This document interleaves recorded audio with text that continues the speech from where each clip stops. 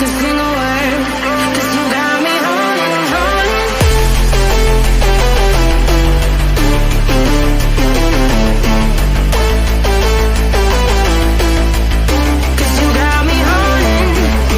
Welcome back to the Quarter Flag. Game week 12 was absolutely insane. I mean, it goes without saying that the game of the weekend definitely was the game of the weekend. I mean, Chelsea versus Manchester City. You really shouldn't be forgetting the fact that Chelsea, ever since that Champions League win over Manchester City in the final, they've been getting slapped around by Manchester City ever since. I mean, Chelsea still haven't had won Manchester City since the Champions League final, but even though they drew 4-4 now, a lot of Chelsea fans and a lot of the neutrals can see this as a Chelsea win. It's so funny because when Chelsea won Spurs 4-1, it felt as if they lost because of how embarrassing they played. But now here, where they drew 4-4 against Manchester City, it feels as if they won. But we'll talk about that more in a second. Let's talk about the rest of the big six games for game week 12. So starting us all off, it was a game that literally matched the same hype when it came to the end of the game. Wolves left it very, very late at Molineux. 2 goals within stoppage time to deny Spurs a win. That's back-to-back defeats now for Spurs. Ange Postecoglou had a hat-trick of Premier League Player of the Month, and now all of a sudden he sees himself losing 2 games in a row. I mean, he's still only 2 points off from the top spot, so it's no train smash. It's just that the way Spurs have lost these 2 games now, you have to think, will the players keep their mentality for the rest of the season? Listen, I know Spurs obviously never have a lot of their first 11. I mean, look at the amount of changes Ange Postecoglou made in that team compared to the previous game. When you have key players that are so vital to the way you play, I mean, Van de Ven obviously means that Spurs cannot play the high line as effectively. James Maddison's creativity is now missing as well. You got other key players like Udogie and Romero missing as well. When you do have certain key players missing, sometimes if it's just one player from the back line, you suffer. So for Spurs to lose 3 out of the back 4, that's absolutely devastating, man. But boy, oh boy, Pablo Sarabia, the hero. Gary O'Neill was the super sub of dreams. And now I did mention the fact that Spurs missed a lot of key players, but I mean, we have to remember Wolves also missed a very, very important player for them as well, Pedro Neto. Neto is having a very, very good season for Wolves. Let's not forget that he is currently the top assister. He's currently the best playmaker in the league. But guys, let's talk about Wolves for a second. Let's talk about Gary O'Neill. They've now won Tottenham Hotspur and Manchester City. And Gary O'Neill and this Wolves team are exactly what the Premier League is all about. It's the fact that in this league, you can never look at a game and be confident that you'll win it. Maybe City against Luton, City against Bournemouth, but I think City is the only exception. You can't confidently say that one team will beat another, especially not the way this season is going. But it has to be said that these are the games where true champions are shown. Like when you're faced with a lot of adversity, to somehow still get over the line, to somehow still win a game, to get out a result. Spurs were playing away, so a draw wouldn't have been that bad, but for them to have thrown away the entire game within stoppage time, it's such a Spurs thing to do. Obviously, the Spurs 11 didn't have the same quality and the same attacking threat as they usually did. Their squad depth will be their downfall this season. They don't have to go that far to ask for an opinion when it comes to squad depth and being in a title race. They just have to go to their red North London neighbours to ask that question, and they'll get an answer real quick. So this is my prediction for Wolves versus Spurs last week.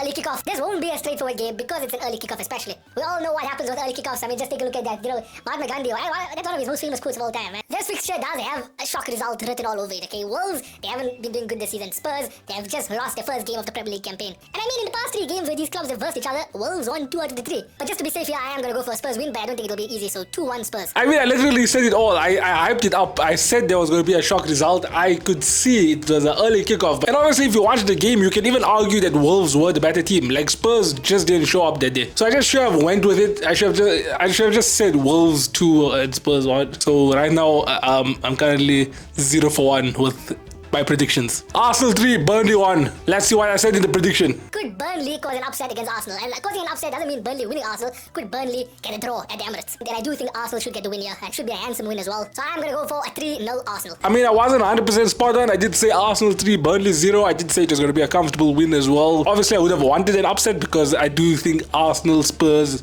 Liverpool and City are all going to be in a title race for I don't know how long, but they currently are all 4 in a title race. So yes, I was optimistic, but now yeah, like I said in the prediction video, this is a Burnley team that are struggling, and they are struggling so badly this season. It's actually getting to the point where I think Burnley can be one of the confirmed teams that will go down. I think all 3 of the teams that came up could possibly go down. It's so funny because Luton looks the strongest from all 3 that came up. But yeah, Arsenal just did what they needed to do. They invited Burnley into their home and they slapped them up. William Saliba once again showing his class. I do sometimes forget that this man is only 22 years old. You wouldn't say it because of how mature he plays. And if there was one defender that I would have wanted to, replace Virgil van Dijk in the future, to partner Ibrahima Konate. Oh my goodness, it would have been William Saliba. Imagine that French connection between Ibrahima Konate and William Saliba. Our backline would have been solid, but I strongly doubt he'll leave Arsenal now. The man of the match for me there was definitely Trossard. He is stepping up now. Lots of people were wondering where would he play and if he would even get minutes. I think right now he's very fortunate because Gabriel Jesus got injured. There's a few Arsenal injuries.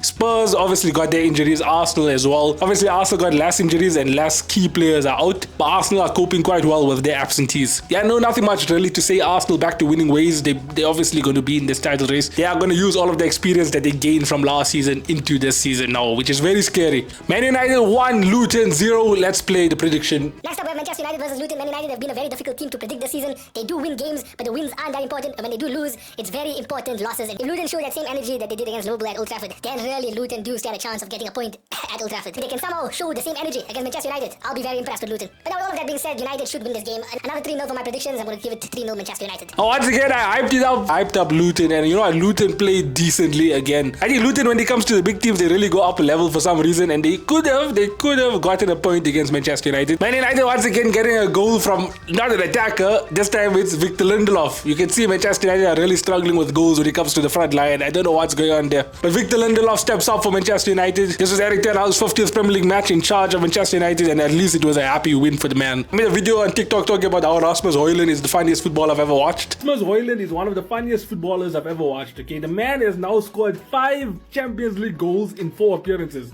How is he doing so well in the Champions League, yet he can't score a single goal in the Premier League? He's 8 games in. He's still failed to score in the Premier League yet. And the man is still continuing his Premier League goal drought. I don't understand it. I mean, listen, he gets a lot of good chances, but even there against Luton, he could have scored. There was at least 2 great chances for him to score. He just doesn't want to score in the Premier League. And now Manchester United could possibly be out of the Champions League as well. So when is this man going to score again? But when it came to the Manchester United opener, it was Victor Lindelof pouncing on a loose ball inside the box and smashing it past the Luton goalkeeper. This was Victor Lindelof's first goal in almost 3 years. Remember I said in the prediction video that a lot of people are saying Manchester United aren't having that good of a season, but yet they are only 7 points off from top spot and only 5 points off from the top 4. So the season is still young. We're almost finished with a third of the season, so yeah, the season is quite young still. Like I mentioned before, Eric Ten Hag isn't doing that bad of a job. Obviously it's Manchester United, so a lot of spotlight will be on you, especially when you do string along a bad run of form. Then yeah, a lot of pressure will be on you. I mean, even when asking Manchester United friends of mine, they still do not know what kind of football Eric Ten Hag is trying to play. The man still doesn't have a full-on identity. When it comes to Jurgen Klopp, I understand what type of football he'll play. Mauricio Pochettino as well. He's got a very good identity now with Chelsea. Obviously, you got the likes of Pep and Arteta with their own identities as well. So I think Manchester United and Eric Ten Hag are the only Big Six team right now where they don't really have an identity still. So if you're talking about progress in terms of Manchester United trying to play attractive football once again, I think Manchester United have made hardly any progress when it comes to that. Just like the Arsenal prediction, I didn't get it 100% right, but I did predict who was going to win. But those were 2 easy ones. I guess everyone would have gotten that right. We have 2 fixtures left, and can I get one of them maybe, 100% right? Let's see. Liverpool 3, Brentford 0. Play the prediction club. Buemo this season is on fire, and I think he will score against us. Liverpool's defense is solid this season. Their midfield can easily win games on their own. And you know what? I would personally start Endo. I want Endo to start in this game. I want Klopp to give more minutes to Endo. I want us to have a proper number 6. But for right now, if Liverpool still want to have a single CDM, then Endo has to be that guy. And then you give Szoboszlai and Gravenberch or Szoboszlai and McAllister the 2 positions in front of him. I'm going to still stick with a 3-1 Liverpool. I mean, I was correct for a lot of those things. I wanted Otaro Endo to have more minutes. I think he had one of his best games, if not his best game in a Liverpool shirt. He bossed that midfield. I did say if you want to play a single CDM, you have to play him. He was so aggressive in that game. I think we witnessed Virgil van Dijk back in his prime in that game. There's a reason why Brian and Buemo never score. It's because Virgil van Dijk, Joel Matip and Alisson were all on fire that game. I don't get me wrong, Brentford weren't peppering us. They weren't really constantly attacking us or anything. But when they did attack us, then Virgil van Dijk stepped up, Matip stepped up, Alisson stepped up. So the defensive line had a very, very good game. Even the wingbacks, Trent Alexander-Arnold, he's just elevated his game. When it comes to attacking, he's obviously world class. He's the best in the league. But even defensively, he's very solid this season. I think he's definitely elevated that game and it's going under the radar. But you know what? Let it go under the radar for now because Trent Alexander-Arnold's defending this season. It's improved a lot. But the main man for the back line, a lot of people who have been asking questions leading up into this game, was he going to start? Was Joe Gomez going to be his replacement? No, Kostas Tsimikas did get the nod ahead and he had a very good game, registering 2 assists. His second assist of his especially is exactly the type of energy and determination that we want to see if you're going to be replacing a player like Andrew Robertson. The hunger to get that ball before he crosses the line to assist Mo Salah, yeah, that's the type of player we want Kostas Tsimikas to be. But speaking about Mo Salah, that's 200 Premier League goals now, 198 for Liverpool. Liverpool. This guy is a living legend. But you knew this already. I was complaining about Liverpool being not in the title race anymore. Obviously, I want us to compete for the title. But the thing is, I can excuse them for not competing for the title. We can give them this 1 year to develop. Because next year, I do expect this team to challenge for the title. But for now, it's the first time Klopp has really changed the team. Since his first successful team at Liverpool, this is like the second version of the team now. And Darwin Núñez is probably the unluckiest man in the world as well, scoring 2 offside goals. But you know what? He just doesn't give up, and he's always entertaining. And yet again, another assist to Mo Salah. This partnership between Darwin Núñez and Salah, look at the amount of combined goals between them two. But yeah, I do think Liverpool are back on track right now to challenge for the title. Do I expect us to win the title again? No. Do I expect us to challenge all the way? Yes, I do expect us to challenge. Next up, Chelsea 4, Manchester City 4. This was the game of the weekend. Let's play the club. Just look at that. Chelsea's current run of form is quite good. So I do think as good as Manchester City are, they really won't find it to be an easy game against 10th place Chelsea. I'm gonna risk it. I'm gonna go bold. We're gonna go for Chelsea 2.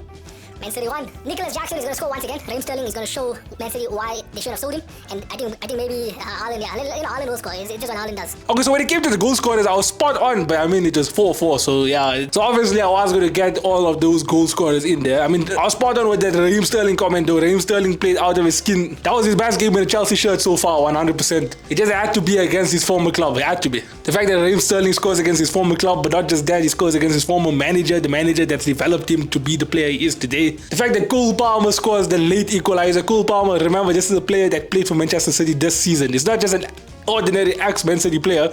He is a player that helped Man City win the Super Cup earlier in the season. He's a player that scored in the Community Shield for City earlier in the season. So the fact that he scores that late equalizer, that's insane. I mean, you got also Thiago Silva scoring. He now becomes the first oldest player to score a goal in the Premier League. If he stays at Chelsea for another season or two, he could end up breaking the record. But this guy is just not aging. Form is temporary, class is permanent with Thiago Silva. Rodri scoring again. Like, I hate the fact that when you're drawing or if you are winning Manchester City, you know the game is not over until Rodri has an attempt on goal. Because usually when he does have that last minute attempt on goal, it somehow finds the back of the net. It was a very entertaining game. If you never watched the game, I would highly recommend you not even watching the highlights. I highly recommend you watching the entire game from minute 1 until minute 90.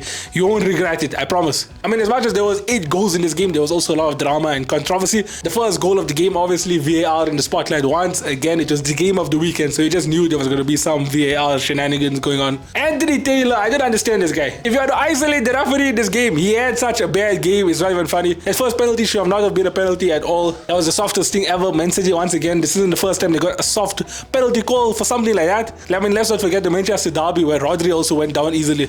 Like, these are not penalty calls. I'm sorry, these are not. And it's only Manchester City that seem to get these type of calls. The second thing also is that Kyle Walker handball. I mean, let's not even talk about VAR here. Anthony Taylor should be seeing that in real time. I don't know how he doesn't see that. Could have easily been a yellow card or maybe even a red because the arm was extended. But now what does this mean for Chelsea? What does this mean for Manchester City? Manchester City never played well that game. It's not the first time Manchester City haven't played well in the Premier League this season. I mean, we even mentioned it in the earlier game weeks. In the first few game weeks, we did mention that Man City are not themselves this season. Doku obviously is now a breath of fresh air, a new player for Manchester City, a player that they never really have before. He's very different to Jack Grealish. I think Jack Grealish should have played in this game because Jack Grealish can control the game more and can build it up better than Doku can. Kovacic ain't the same player as Gundogan, and Vardiol just ain't doing that good of a job at left back. I think when it came to Chelsea's second goal, I would just say Vardiol didn't defend that well. Ruben Dias also didn't perform that well in this game. What does this result now mean for Chelsea? Because Chelsea, they have been on a good run of form. I mean, if you exclude that Brentford game, that run of form is actually very, very good. You think they are challenging for at least the top 4. You wouldn't say that that's a team sitting currently in 10th. This group of players are very young. These aren't Mauricio Pochettino's players, really. I know he made some transfers, but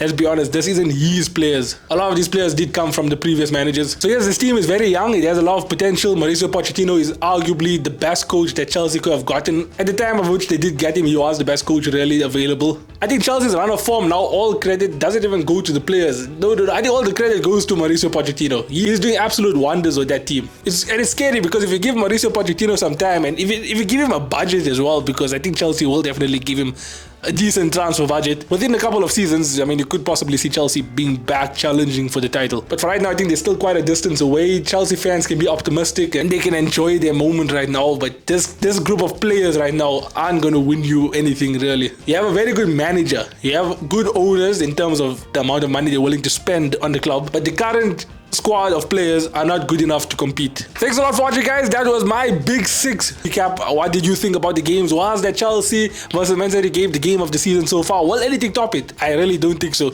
A lot of people are actually saying that this Chelsea versus Man City game, I've heard shouts of it being the greatest Premier League match of all time. I don't think so. I don't think so. But yeah, thanks a lot for watching. If you guys did enjoy the video, please like, subscribe, and I'll see you guys next time. Cheers.